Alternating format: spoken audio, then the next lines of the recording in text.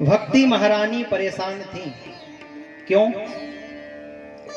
क्योंकि उनके जो पुत्र ज्ञान और वैराग्य थे, दोनों के दोनों वृद्ध पड़े हुए थे। भक्ति तो आज हम सभी के अंदर भी है, परंतु क्या हमारी भक्ति युवान है? तो आप कहेंगे हाँ युवान है, क्योंकि तमाम जगह देखने को आता है कि भगवान की कथाएं हो रही हैं, भागवत कथाएं हो रही हैं, राम कथा हो रही इत्यादि अन्य कथाओं के माध्यम से सत्संग का लाभ तो प्राप्त करते ही हैं, परंतु क्या भक्ति के जो दो पुत्र हैं ज्ञान और वैराग्य, क्या वह युवा हैं? आज हमारे अंदर भक्ति तो है, परंतु क्या ज्ञान है?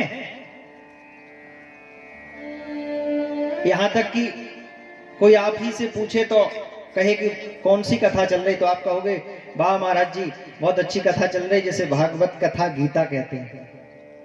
आप ये भी ठीक से नहीं समझ सकते कि ये भागवत कथा है कि भागवत गीता है। सबसे पहले तो पता हो कि हम किस कथा को श्रवण कर रहे हैं। पिछली बार राम कथा हुई थी तो बहुत से लोग कह देते हैं पिछली बार की जो भागवत कथा हुई थी बहुत अच्छी हुई थी। तो सबसे पहले तो ये ज्ञान हो कि हम श्रवण क्या कर रहे हैं। दूसरी बात वैराग्य हो। और वैराग्य कैसे होगा?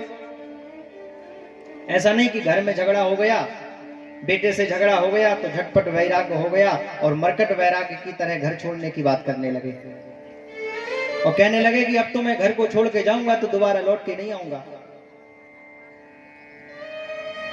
लेकिन वो मरकट वैराग्य होता है, और मरकट वैराग्य ऐसा होता है कि उस क्षण के लिए तो वैराग्य आता है, परंतु कुछ क्षण के पश्चात दोनों के दोनों बैठ करके बातें करते हैं और कहीं का वैराग्य नहीं बचता।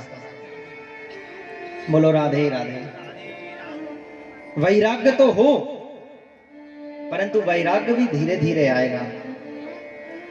उदाहरण से समझें, जैसे एक कन्या का विवाह होता है और उस कन्या का जो विवाह होता है, विवाह से पूर्व कोई उस कन्या से पूछे कि तुम्हारा घर कौन सा है, तो वो कन्या अपने पिता के घर को उंगली उठा के बताएगी कि ये मेरा घर है।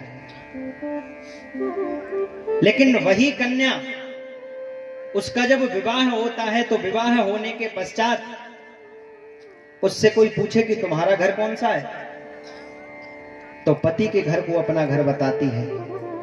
लेकिन प्रारंभ में जब विवाह होता है तो उसकी माता पिता से जो